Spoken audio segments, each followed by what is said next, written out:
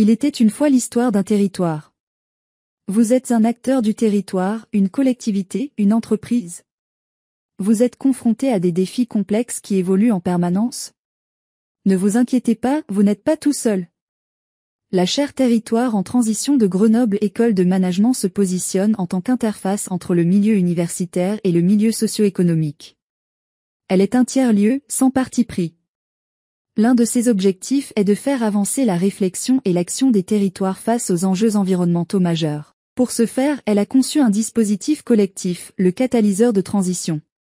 Pour chaque thématique, le catalyseur réunit les parties prenantes concernées et structure un espace d'échange et de co-construction. En combinant méthodes émergentes et apports académiques, il permet de décrypter des enjeux complexes et de faire émerger des initiatives concrètes.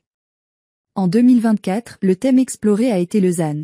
Cette démarche a mobilisé des partenaires de la chaire, ainsi que des professionnels du territoire, des experts, des professeurs-chercheurs et des étudiants, qui forment ce que nous appelons la cordée. Dans ce podcast, découvrez comment percevoir le ZAN comme moteur d'innovation écologique et économique, quels outils utiliser pour aborder la complexité, quelles méthodes pour embarquer sur une vision partagée. Enfin, découvrez des témoignages inspirants pour nourrir vos idées et faire progresser concrètement votre territoire. Rendez-vous dans le prochain épisode où nous plongerons au cœur de l'expérience menée autour du ZAN, entre exploration collective, levier d'action et nouveaux récits. Épisode 2, le zéro artificialisation nette, ZAN. L'objectif du ZAN vise à ralentir et compenser l'artificialisation des sols en France, selon la loi climat et résilience votée en 2021. Il est majeur pour la préservation de la biodiversité et est fondé sur la recherche d'un équilibre entre la surface artificialisée et sa compensation. Deux échéances majeures nous laissent le temps d'apprendre sur le sujet si la loi n'est pas modifiée. Tout d'abord à horizon 2030, l'objectif est de diviser par 2 le rythme d'artificialisation, puis d'arriver avant 2050 à une artificialisation nette qui soit nulle.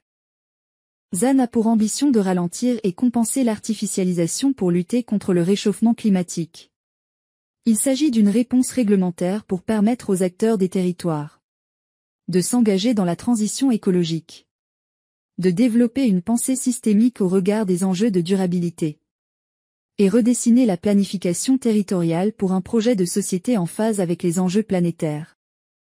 L'application future de cette loi soulève de multiples questions, de multiples conséquences positives comme négatives, selon les acteurs présents sur le territoire et selon leurs enjeux, à court, moyen et long terme.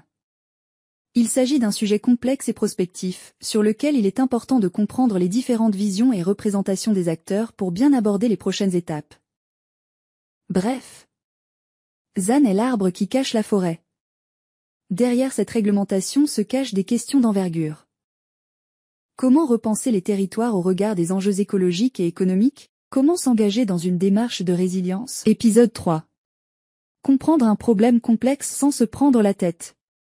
Travailler sur un territoire, c'est jongler avec des intérêts divergents, des contraintes multiples et un avenir incertain. Vous pensez pouvoir résoudre le problème? Mauvaise nouvelle, les problèmes épineux, les wicked problèmes ne se résolvent pas, ils se gèrent. Mais pas de panique. Grâce à une approche structurée et des outils collaboratifs, il est possible de cartographier les enjeux et comprendre les dynamiques. Faire émerger des solutions adaptées et réalistes. Et passer rapidement de l'idée à l'action. Face à l'ampleur du sujet, le catalyseur a fait appel à Mark Holstorn, professeur-chercheur à GEM, pour clarifier ce qu'est un problème complexe. Grâce à ses lectures et son approche du monde économique, Mark nous explique ce qu'est un wicked problem. Le concept de wicked problems est apparu dans les années 70, en raison du mécontentement suscité par la méthode dominante de résolution des problèmes sociétaux. Une méthode de management scientifique, descendante, mécaniste et axée sur les experts. Cette approche avait permis de traiter efficacement des tame problems. Ce sont des problèmes peu complexes qui sont définissables, compréhensibles et consensuels, tels que la construction de routes, de logements et de voiries. Mais appliquée aux problèmes sociétaux, l'approche s'est avérée mal adaptée pour traiter ces problèmes plus tenaces, dynamiques, liés à d'autres problèmes et impliquant une pluralité d'acteurs aux perspectives et aux intérêts variés. Des problèmes qui se transforment en imbroglio et résistent aux solutions. Frustrés et confus de l'inefficacité de nos méthodes managériales habituelles, nous les qualifions de wicked. Tel un sorcier, ils semblent insaisissables, résilients, voire malveillants. Ceux qui s'y mettent ne peuvent espérer les résoudre, mais ils peuvent les faire avancer. Dans les mots de Russell Ackoff, professeur à Wharton, les managers ne résolvent pas des problèmes, ils gèrent des sacs de nœuds. Aujourd'hui, de plus en plus de problèmes sociaux et environnementaux peuvent être qualifiés comme tels. La réforme des pensions, la criminalité liée à la drogue, la pollution de l'air et bien l'artificialisation des sols. Et le monde académique y répond car depuis 2000, le nombre de publications universitaires faisant référence aux Wicked Problems a augmenté de manière exponentielle. Le ZAN coche les 3 caractéristiques du Wicked Problem, la diversité des enjeux et des parties prenantes, le degré de complexité en raison du nombre d'éléments impliqués, de leur interdépendance et leur dynamique, le degré d'incertitude sur le fonctionnement du problème et les effets des solutions. Voici donc les 3 points pour vous attaquer à la complexité. 1. Explorez le sujet en réunissant les parties prenantes pour travailler par apprentissage collectif en partageant vos compréhensions du sujet, en encourageant la diversité des points de vue et en capitalisant sur un socle de connaissances pour envisager des solutions. 2. Autorisez-vous à développer des solutions imparfaites et accepter l'incertitude. Vous obtiendrez une mise en action plus probable et donc de possibles réajustements. 3. Acceptez le conflit constructif. La solution imparfaite ne fait jamais l'unanimité par essence. Confronter les points de vue va générer de l'apprentissage et une meilleure compréhension du sujet entre les acteurs. Grâce à l'intervention de Marc, nous avons validé notre première étape, le sujet ZAN est un Wicked Problem. Personne ne l'a mieux dit que les auteurs du rapport du Club de Rome, Les limites à la croissance. Ayant étudié les Wicked Problems pendant plus de 30 ans, ils avaient le conseil suivant pour les personnes travaillant pour le développement durable. Quoi que vous fassiez, faites-le humblement. Ne le faites pas comme une politique immuable, mais comme une expérience. Utilisez votre action, quelle qu'elle soit, pour apprendre. Marc nous donne les principes fondamentaux pour travailler le sujet, avec une équipe à constituer, mais pas n'importe laquelle, une cordée. C'est une notion que nous aborderons dans le prochain épisode, passer de la complexité à l'action. Épisode 4, passer de la complexité à l'action. Le catalyseur de transition a réuni une cordée composée d'experts, d'acteurs du terrain et d'étudiants. Ensemble, nous avons expérimenté un parcours de réflexion, testé l'intelligence collective et appliqué le principe de la pensée divergente versus convergente. Aussi, nous avons utilisé des sujets de projection comme tremplin vers l'action. La science-fiction, via la méthode du design fiction, puis la métaphore des forêts productives, via la méthode de la bio-inspiration. Effectuons un focus sur l'intelligence collective et interrogeons Ariane Martin, qui a fondé l'agence Into the Wild, cabinet de conseil en RSE et en innovation collaborative. Elle est également facilitatrice pour la Convention des entreprises, la CEC. Experte de l'intelligence collective, Ariane a été copilote du catalyseur, tant dans sa conception que dans son animation. Ariane, peux-tu nous dire 2 mots sur ce que sont les processus d'intelligence collective ? Oui, avec grand plaisir. Il s'agit d'organiser des processus pour créer les conditions de coopération et de saine confrontation entre les acteurs. Ceci permet en fait de développer une compréhension commune et constructive du sujet, d'acquérir une vision synoptique du problème et de ses conséquences, d'enrichir, de développer et de capitaliser sur les regards et les apports de chacun pour permettre en fait l'émergence de solutions. La première étape est de composer une équipe projet que nous appelons cordée, aux profils divers avec des sachants, donc des experts du sujet, des faiseurs, des non-sachants, donc des utilisateurs, des ingénus, des acteurs publics et privés, aux intérêts finalement variés, voire divergents, pour explorer le sujet sous toutes ses formes, sous tous ses angles, pour en extraire un socle de connaissances finalement riche et partagé. Chacun va pouvoir rendre explicite sa compréhension et sa perception du sujet. Pour favoriser l'émergence et la saine confrontation, les processus d'intelligence collective permettent de faire circuler la parole au sein d'un groupe et de faire vivre une certaine parité, de réguler les interactions, de rythmer les séquences pour répondre uniquement à l'intention posée et ainsi générer de l'efficience. La facilitation de l'intelligence collective, pour moi, est une nouvelle forme de management d'équipe et de projet qui a la vertu de nourrir la confiance, de développer la maturité de fonctionnement des équipes. D'ailleurs, j'aime beaucoup la métaphore de Robert Dills qui décrit 3 dynamiques dans l'intelligence collective. Il parle de résonance, de synergie et d'émergence. Alors tu vois, la résonance, c'est être ouvert finalement et avoir envie de servir la même intention. La synergie, c'est être en capacité de partager des savoirs complémentaires et de développer vraiment cet état d'esprit collaboratif. Et l'émergence, c'est la richesse des échanges qui, comme finalement à l'image d'un groupe de musique, avec toute sa diversité, sa complémentarité, joue un morceau juste incroyable avec des individus qui semblent se connaître et s'ajuster pour donner le meilleur. Maintenant que nous avons compris le principe et les atouts de l'intelligence collective comme mode de travail, tournons-nous vers le mode de pensée privilégié par l'accordé. L'accordé s'est appuyé sur la pensée divergente puis convergente pour développer une meilleure compréhension des enjeux et se concentrer sur l'utilisateur final. Allons à la rencontre de Delphine Gatti, responsable de programme innovation pour Grenoble École de Management à GEM-Labs. Delphine conçoit et développe des modules immersifs sur les méthodes d'innovation collaborative pour les apprenants. Elle a contribué au développement du TeamLab, l'une des plateformes d'expérimentation dédiées à cette thématique. Elle est aussi responsable du catalyseur de transition pour la chaire, tant dans sa conception que dans son animation. Delphine, peux-tu nous expliquer le concept de divergence et de convergence ? Oui, bien sûr. Dans un processus d'innovation collective, le processus de divergence versus convergence permet de trouver le bon équilibre pour résoudre les problèmes de manière créative. La pensée divergente implique de l'ouverture, de la curiosité et du rebond. Elle nous permet de nous inspirer de domaines d'application proches, en travaillant par analogie notamment. Elle favorise des idées plus disruptives, des solutions variées pour un problème donné. Je la trouve très pertinente car elle nous aide à nous ouvrir sur le sujet, à être curieux avant de s'atteler à la solution. Vient ensuite la pensée convergente.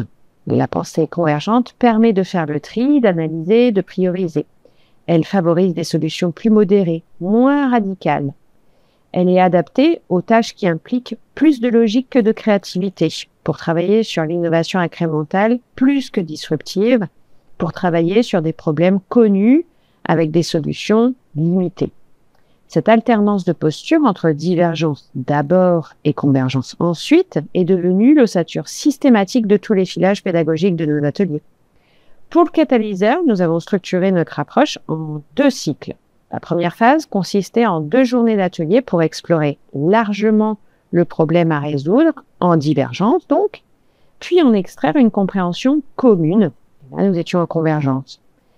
La seconde phase consistait en 2 nouvelles journées pour imaginer les différents scénarios probables et les solutions possibles. Donc, à nouveau en divergence, puis identifier les initiatives concrètes à déployer sur notre territoire. Là, nous étions à nouveau en convergence.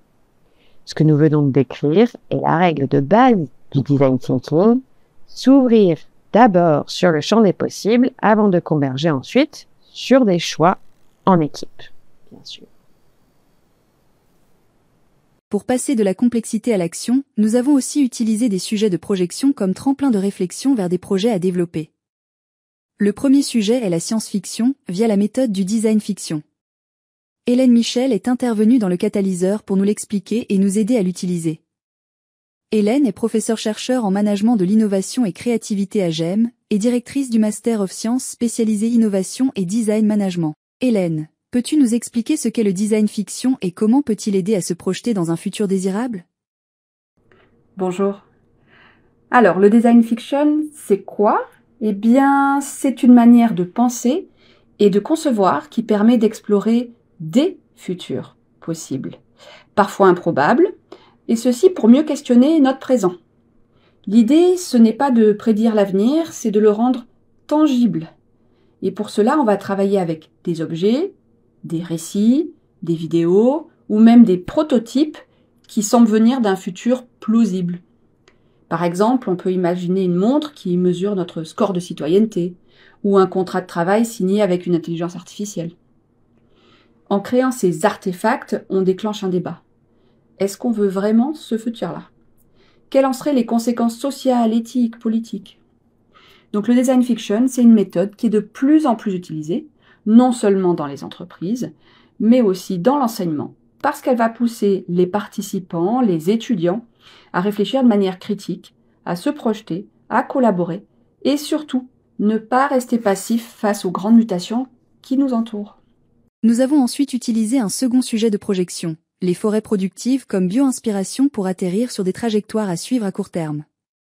La bio-inspiration est une approche créative basée sur l'observation des systèmes biologiques, selon la définition convenue et publiée par le Comité biomimétique de l'Organisation internationale de normalisation ISO en 2015. Arnaud Florentin, dans son livre « Et si l'antidote à l'urgence climatique était la diversité économique ?», propose d'utiliser ce concept pour créer des territoires plus résilients.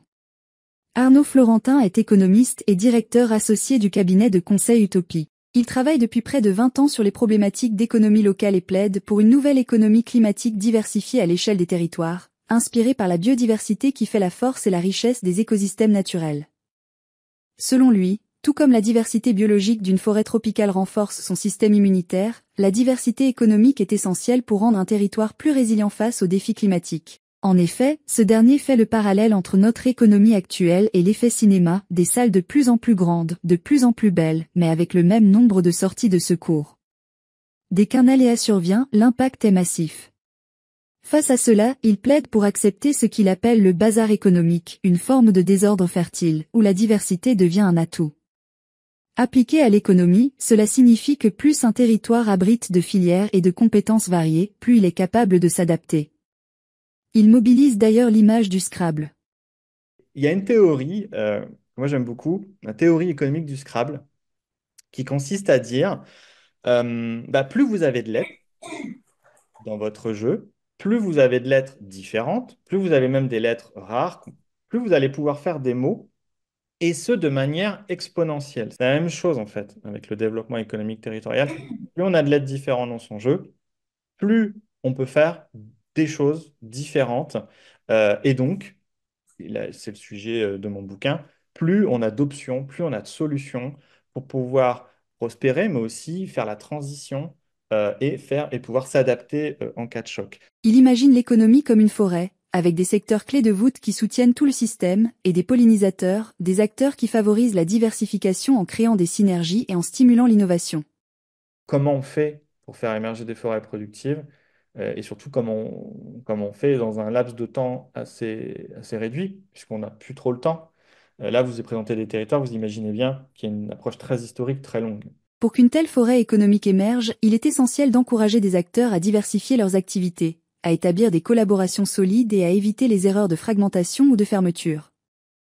En conclusion, pour Arnaud Florentin, la diversification des territoires est non seulement la clé de la prospérité économique, mais surtout le meilleur moyen de faire face aux défis de la transition écologique. La question de la diversification était juste essentielle. On ne peut pas parler de transition et d'adaptation climatique sans faire la diversification économique des territoires. En reprenant les définitions et les images des caractéristiques d'une forêt productive, l'accordé a imaginé et cartographié ce que serait notre territoire résilient. Puis, l'accordé a repris les personas, c'est-à-dire les archétypes de nos cibles prioritaires et a imaginé leur vie en mode ZAN, à court terme dans notre territoire. Dans les épisodes suivants, découvrez comment l'accordé imagine les moments de vie en mode zéro artificialisation nette, dans 30 ans dans l'idéal et dans 6 mois dans le réel. À travers les témoignages de Romain, Céline et Nathalie, plongez dans le quotidien de personnages fictifs qui pourraient se dérouler dans quelques mois. Écoutez-les, ils vous donneront l'opportunité d'entrevoir un nouveau style de vie. À travers le spot radiofictionnel de France Bleu Isère, vous serez projeté en 2054, pour découvrir le résultat de la métamorphose de nos vies en mode ZAN. Retrouvez maintenant la vie en mode zéro artificialisation nette, dans les pas de Romain, en juin 2025. Bonjour, je m'appelle Romain, j'ai 40 ans, je suis entrepreneur, pacsé et papa de 2 enfants. Depuis quelques années, je gère une petite entreprise en pleine croissance, spécialisée dans l'aménagement durable. Jusqu'ici, on était installé en ville, mais récemment, un projet un peu fou m'a fait revoir ma vision des choses, déménager dans une petite ville de moyenne montagne. Ce choix, je ne l'ai pas fait par hasard. Notre entreprise avait besoin de locaux plus grands, mais je ne voulais pas contribuer à bétonner davantage. Alors, on a trouvé une solution idéale, s'installer dans un ancien bâtiment vacant, en cours de rénovation. Ces espaces, souvent oubliés, méritent une seconde vie. Ce projet s'inscrit dans la démarche du zéro artificialisation nette, et pour moi, ça fait complètement sens avec les valeurs de ma boîte. Les travaux sont impressionnants, le bâtiment, autrefois désaffecté, se transforme peu à peu. Les artisans locaux y mettent tout leur savoir-faire pour le rendre fonctionnel et écologique. L'objectif est de rénover sans dénaturer, en gardant l'authenticité de ces lieux. Et ce n'est pas tout. On prévoit d'y intégrer des espaces partagés avec d'autres petites entreprises et des salles polyvalentes pour créer un véritable écosystème dynamique. Bien sûr, ce déménagement ne concerne pas que l'entreprise. Toute ma famille est impliquée. Quitter la ville, c'est un vrai défi, surtout pour mes enfants qui devront s'adapter à une nouvelle école et un nouvel environnement. Mais j'ai réussi à les motiver en leur montrant tout ce que cette région offre, des espaces naturels incroyables, des sentiers pour les randonnées, et une qualité de vie incomparable. Mon fils est déjà ravi à l'idée de faire du vélo dans les montagnes, et ma compagne apprécie l'idée d'avoir plus de calme et d'espace. En parallèle, la ville rénove des logements vacants pour accueillir de nouveaux habitants, y compris mes collaborateurs, à des conditions intéressantes. Et puis, il y a tout ce qu'on peut faire ensemble en tant que communauté. On travaille sur des projets d'agriculture urbaine, avec des jardins partagés juste derrière les locaux. Imaginez, pendant la pause déjeuner, on peut récolter quelques légumes ou des œufs du poulailler collectif. Ce genre d'initiative crée du lien, et c'est exactement ce dont j'ai envie pour ma vie et mon entreprise. J'aime aussi l'idée de sensibiliser mes enfants et mes collaborateurs à des modes de vie plus responsables. On parle de consommer local, d'encourager les commerces de proximité, et de profiter pleinement de cette nature préservée. Ce déménagement, ce n'est pas qu'un projet professionnel, c'est un nouveau départ pour nous tous. Et franchement, plus j'avance, plus je me rends compte que cette petite ville de montagne n'est pas si détendue qu'on pourrait le croire. Elle regorge de dynamisme et d'opportunités. Mon entreprise ne fait que commencer à en tirer profit. Et personnellement, je trouve une grande satisfaction dans le fait de contribuer à sa transformation. Romain nous montre qu'un projet ambitieux, qu'il soit professionnel ou personnel, peut s'aligner avec des valeurs durables. Transformer un territoire en opportunité, c'est aussi transformer les mentalités. Retrouvez maintenant la vie en mode zéro artificialisation nette, dans les pas de Céline, en juin 2025. Bonjour, je m'appelle Céline, j'ai 45 ans. Je suis ostéopathe, mère de 2 enfants, et depuis 5 ans, maire de ma commune. C'est un village périurbain qu'on qualifie souvent de cité-dortoir, mais j'y vois un immense potentiel pour transformer nos habitudes et imaginer une vie plus respectueuse de l'environnement. Depuis quelque temps, je me suis pleinement engagée à appliquer la loi zéro artificialisation nette. Oui, ça peut sembler complexe, mais au quotidien, c'est incroyablement concret et passionnant. Prenons l'habitat par exemple. Plutôt que d'autoriser la construction de nouveaux lotissements, on a décidé de valoriser l'existant. Avec mon équipe municipale, on a lancé un programme de rénovation des bâtiments anciens. On travaille avec des artisans locaux, conformes aux techniques modernes et durables. On accompagne aussi les architectes à intégrer cette vision dans leurs projets. Résultat, des maisons qui retrouvent une seconde vie et consomment moins d'énergie. Et pour aller plus loin, la mairie rachète des logements vacants. On les transforme en habitats intergénérationnels, où jeunes familles et personnes âgées partagent des espaces, ou en petits logements pour les nouveaux arrivants. Dans certains de ces bâtiments rénovés, on installe aussi des activités économiques locales, comme des ateliers ou des commerces de proximité. Côté mobilité, c'est un autre défi. Ici, comme dans beaucoup de communes périurbaines, la voiture est reine. Alors, on a lancé plusieurs initiatives pour réduire les déplacements motorisés. Par exemple, un service d'autopartage a vu le jour, avec des voitures électriques accessibles à tous. On a aussi travaillé avec des entreprises locales sur un plan de mobilité pour encourager le covoiturage et les trajets à vélo. Et, au cœur du village, on a aménagé des couloirs verts, de véritables chemins de promenade qui relient les quartiers entre eux. Mes enfants adorent y marcher pour aller à l'école, entourés de nature. Mais ma fierté, ce sont nos projets autour de l'alimentation. On a transformé certains espaces inutilisés en jardins partagés, où les habitants cultivent leurs propres fruits et légumes. Ces espaces ne sont pas seulement des potagers, ce sont aussi des lieux de rencontre et de lien social. Pour aller encore plus loin, nous avons créé un poulailler collectif. Chaque semaine, des familles se relaient pour s'occuper des poules et repartent avec leurs œufs. En parallèle, on soutient activement l'agriculture locale en facilitant l'accès à la terre pour les producteurs. Je ne vous cache pas que tout cela demande beaucoup d'efforts. Mon plus grand défi, c'est de mobiliser mon équipe municipale et de convaincre les habitants que ce changement est non seulement nécessaire, mais bénéfique pour tous. On organise des ateliers participatifs, on invite des experts, et on crée des espaces d'échange pour écouter les idées et les inquiétudes. Pour moi, cette démarche, ce n'est pas juste une obligation légale. C'est une opportunité unique de réinventer notre façon de vivre. Aujourd'hui, je me sens fière de ma commune, de mes enfants qui grandissent dans un environnement plus sain, et de tous les habitants qui petit à petit, s'approprient ces projets. Parce que, finalement, le zéro artificialisation nette, c'est un travail collectif. Et ici, on est en train de prouver qu'ensemble, c'est possible. En suivant Céline, on comprend que bâtir un avenir durable passe par des actions concrètes, des choix réfléchis et beaucoup de détermination. La transition est en marche, un village à la fois. Retrouvez maintenant la vie en mode zéro artificialisation nette, dans les pas de Nathalie, en juin 2025. Bonjour, je m'appelle Nathalie, j'ai 60 ans. Je viens de prendre ma retraite après avoir tenu un petit commerce pendant plus de 30 ans. Je suis mariée, j'ai 2 grands-enfants, et pour la première fois depuis longtemps, je me dis, c'est mon moment. Toute ma vie, j'ai travaillé sans relâche, et aujourd'hui, j'ai envie de profiter. Pas question de m'isoler dans mon pavillon en périphérie. J'ai pris une grande décision récemment, déménager en ville, dans un appartement plus petit, mais où tout est à portée de main. Un choix qui me permet de réduire mes trajets en voiture et de garder une vie sociale active, tout en contribuant à préserver l'environnement. Mais, ce n'est pas qu'un changement de logement. Je veux aussi participer à des projets qui ont du sens. Par exemple, dans mon nouveau quartier, j'ai rejoint un groupe qui rénove des bâtiments anciens. Ce sont des initiatives locales où on accompagne les propriétaires à réhabiliter leurs biens, et on sensibilise même les promoteurs à privilégier la rénovation plutôt que de construire du neuf. Certains bâtiments rénovés deviennent des espaces partagés pour les jeunes familles ou les retraités comme moi. J'adore l'idée d'habitat intergénérationnel, où chacun apporte quelque chose à l'autre. Côté mobilité, je dois bien avouer que me passer de ma voiture, ce n'est pas facile. Mais je découvre de nouvelles alternatives. Dans mon immeuble, on a mis en place un service d'autopartage avec des voitures électriques. Et puis, je marche beaucoup plus. Ça me fait un bien fou.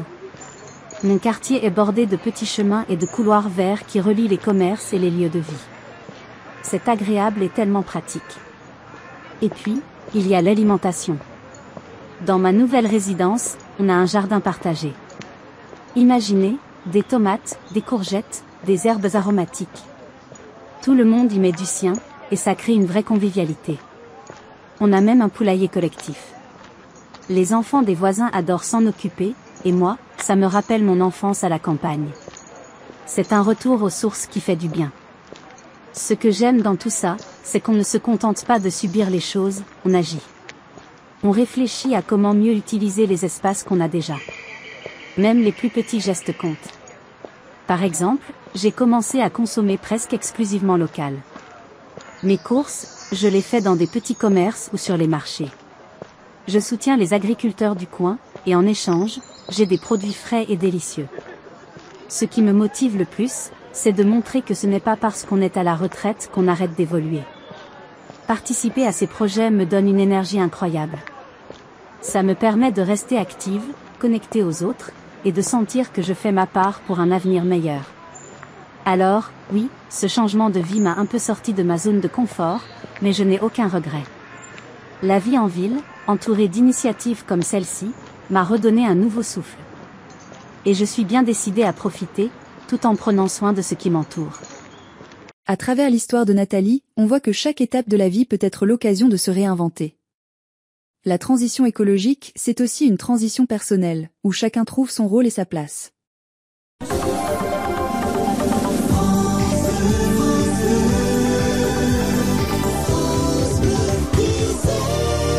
Bonjour à tous, bienvenue dans votre journal de 7 heures sur France Bleu Isère. Nous sommes le 6 juin 2054 et c'est la Saint-Élone. Point météo, aujourd'hui encore la journée sera très stable, Comme tous les jours depuis 2050, la température de la ville est régulée à 27 degrés ZAN sur tout le mois de juin. En effet, depuis la politique zéro artificialisation nette, la température est constante. Oui. Nos efforts ont payé, les initiatives autour du programme « Un terrain construit, un terrain rendu à la nature » ont permis de régénérer le vivant et de réduire les perturbations climatiques. Et comme chaque fin de mois, vous pourrez voter pour une légère évolution de la température pour le mois de juillet. Si vous voulez plus frais, n'oubliez pas d'aller voter. Et voici le dossier spécial du matin. Depuis la mise en place de la politique de zéro artificialisation nette, ZAN, en 2030, la vie quotidienne des habitants de l'Isère a considérablement évolué. 24 ans après son implémentation, penchons-nous sur les impacts, les réussites et aussi les défis de cette politique qui est devenue aujourd'hui une nouvelle manière de vivre. Allons à la rencontre de notre Première ministre pour un point politique sur la nouvelle loi d'usage des logements. Clémentine Autain, notre Première ministre, présente la loi pour la mobilité dans l'habitat adoptée hier. Pour faciliter les parcours résidentiels, la propriété privée des biens immobiliers est remplacée par un droit d'usage fixé pour une période donnée en fonction de l'âge, des besoins et des ressources de chacun. Madame la ministre, pourquoi cette loi ? Eh bien, tout d'abord, parce qu'en fonction de votre âge, de votre activité, du nombre d'adultes et d'enfants dans votre foyer, vos besoins évoluent et c'est bien normal. Ensuite, parce que c'est notre responsabilité d'élus de la République de préserver le territoire en veillant à ce que chaque logement soit adapté aux besoins, ni plus ni moins. Mais alors, comment envisagez-vous de mettre en œuvre cette loi ? Eh bien, vous avez jusqu'au 15 septembre pour déposer votre dossier et les clés de votre logement à l'établissement public de la mutation des territoires de votre région. Le logement reste donc un problème majeur du ZAN. Et c'est peut-être une entreprise grenobloise qui a trouvé la solution. Dans notre page économie, retrouvons Métallucine qui propose de réduire notre impact sur la nature en nous virtualisant. Et page économie maintenant. On présente aujourd'hui le développement fulgurant de l'entreprise Métallucine, basée à Grenoble, qui propose à ses clients de se virtualiser. À la clé, une vie d'abondance, sans limite ni de moyens ni d'espace pour les clients qui ont sauté le pas. On rencontre Monsieur Ben. Alors, pouvez-vous nous présenter votre activité ? Alors, c'est Mr Ben. Merci de m'avoir invité. Alors, je suis assez fier parce qu'on a développé un nouveau concept d'intelligence artificielle, une sorte d'intelligence macro, avec les plus grands scientifiques de France, qui a la particularité d'intégrer l'entièreté et la complexité de chaque vie humaine, tout en la préservant, bien sûr. Et voilà, et l'idée, il y a 3 ans, c'est de mettre cette innovation au service de solutions par rapport à la rareté de la ressource qui est prégnante aujourd'hui et de la fin de l'abondance. Voilà, et donc ça fait 2 ans maintenant que Métallucine propose à chaque citoyen de se virtualiser, de se dématérialiser pour la durée qu'il souhaite et de façon réversible, afin qu'il puisse peut-être se mettre à l'abri et dans tous les cas de profiter de l'abondance de façon virtuelle, d'une abondance virtuelle mais dont il profitera pleinement. Et quels sont les avantages pour vos clients ? Les avantages, effectivement, c'est de pouvoir profiter de cette abondance. Après, on est en train de travailler sur un atout complémentaire. Ça serait de leur permettre, pendant leur phase virtuelle, d'explorer des possibles qu'on n'a pas forcément en tête en réalité, des possibles qu'ils pourraient ramener lors de leur retour à leur vie physique pour mettre en place des vraies solutions durables par rapport à cette rareté de ressources. L'écosystème est dynamique au-delà de l'Isère. Et, chose très rare, une possibilité d'emploi permettant de circuler d'un département à l'autre est ouverte. Découvrons de quoi il s'agit. Voici notre interlude pour le Flash Emploi. Alors on accueille aujourd'hui Romain qui vient nous proposer une super offre d'emploi, un poste de rêve. Romain, de quoi s'agit-il ? Oui, merci Jean-Pierre. Alors effectivement, moi j'ai créé Rumcycling il y a 20 ans. On est spécialisé dans l'identification de ressources pour le bâtiment, donc biosourcing, local sourcing. Et aujourd'hui, effectivement, on recherche notre nouveau renifleur de ressources. Quelles seront ces missions ? Ces missions, c'est trouver des matériaux un peu partout. Et pour ça, il faut savoir discuter, échanger, négocier. Bref, voilà, c'est un poste pour quelqu'un qui aime bien le contact. Et alors, les plus de ce poste ? Plusieurs choses. Déjà, on vit dans un petit village de montagne, donc le cadre est idyllique. Ça, c'est le premier point. Deuxième point, accès au logement du réseau de l'entreprise. On est situé sur 4 petits villages distants de 3 heures de marche chacun. Ensuite, ce sera le gros avantage du poste, c'est l'occasion de se déplacer de façon illimitée avec les véhicules de la société. Et surtout, le salaire sera payé en monnaie locale. Et comment je postule ? Maintenant, tous les entretiens se font avec le Maxitel. Vous connaissez le Maxitel ? Oui. Bon, voilà, c'est Maxitel disponible, Romain au 04 72 B13. Eh bien, postulez maintenant. Et maintenant un nouveau phénomène avec la rubrique Société autour d'une crèche d'un genre très particulier. Retrouvons-nous chez Novançon. Nous sommes aujourd'hui à l'inauguration de Mum & Son, un tiers-lieu d'un nouveau genre qui voit le jour à Grenoble. Le concept, c'est un tiers-lieu qui mêle crèche et accueil de jour pour personnes âgées. Le lieu a un ancien commerce et sa cour bituminée qui ont été transformés en une salle modulable et un jardin de fraîcheur et potager. Nous allons donc interviewer Johan qui a décidé d'inscrire sa maman comme son fils chez Mum & Son. Bonjour Johan, est-ce que vous pouvez nous expliquer pour quelles raisons vous avez décidé d'inscrire Nathalie et Antoine chez Mum & Son ? Alors j'ai choisi d'inscrire à la fois ma mère et mon fils dans ce nouvel établissement intergénérationnel afin que les deux soient accompagnés et stimulés intellectuellement au maximum. Ceci grâce à un réveil musculaire commun le matin, un repas commun préparé par les anciens à partir des denrées du potager et un temps calme avec des histoires lues par les anciens avant l'atelier, balade ou jardinage. Enfin, les choses bougent avec la jeunesse.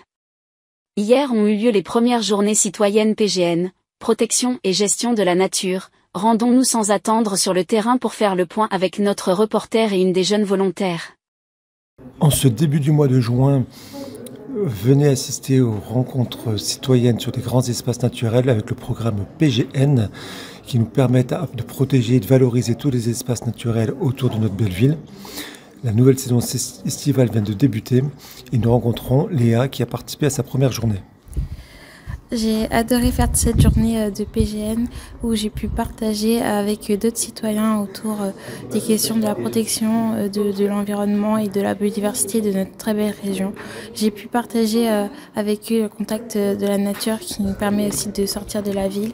Je me suis sentie utile. Alors comme moi, je vous invite à participer au PGN. PGN, tous capables. Merci beaucoup Léa.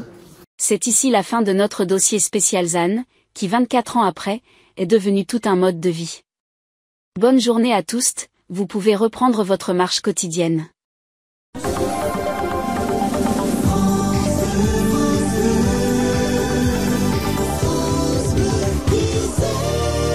Cet épisode est une fiction réalisée en mai 2024 par les membres du Catalyseur de Transition, dispositif piloté par la chaire Territoire en Transition de Grenoble École de Management.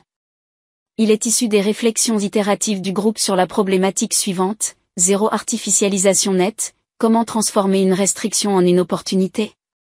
Il servira de tremplin à l'imagination et la conception d'expérimentations à venir sur le territoire rhône-alpin. Passer à l'action et transformer la théorie en impact réel. Le ZAN est un défi collectif. Les scénarios évoqués dans ce podcast sont là pour vous inspirer et vous aider à imaginer, puis lancer, votre propre projet sur votre territoire. Grâce aux méthodes partagées et aux scénarios fictifs explorés ici, vous avez désormais de premières clés pour enclencher une transition durable, adaptée à votre contexte. Et maintenant, que faire ?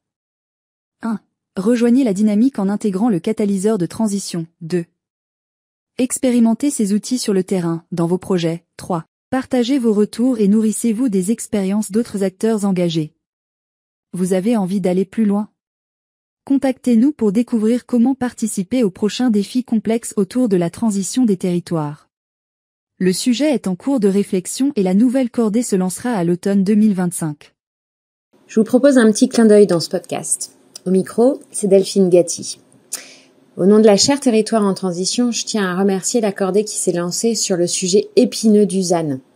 Tiffaine et Barbara de chez Algoé, Pierre-François du Cluster Montagne, Mélanie de la SAMC, Sylvaine de la Métro, Benoît du groupe Cheval, Jean-Marie du département de l'Isère, Benoît de l'établissement public du SCOT de la Grande Région de Grenoble, Aurélie et Rémi de l'EPFL Dauphiné, Anaïs du Conservatoire d'Espaces Naturels Isère, Jean-Marc de la LPO, Alexandra des Shifters de Grenoble, Véronique de la CNDP, et Jade et Johan de l'association Impact, association étudiante de GEM.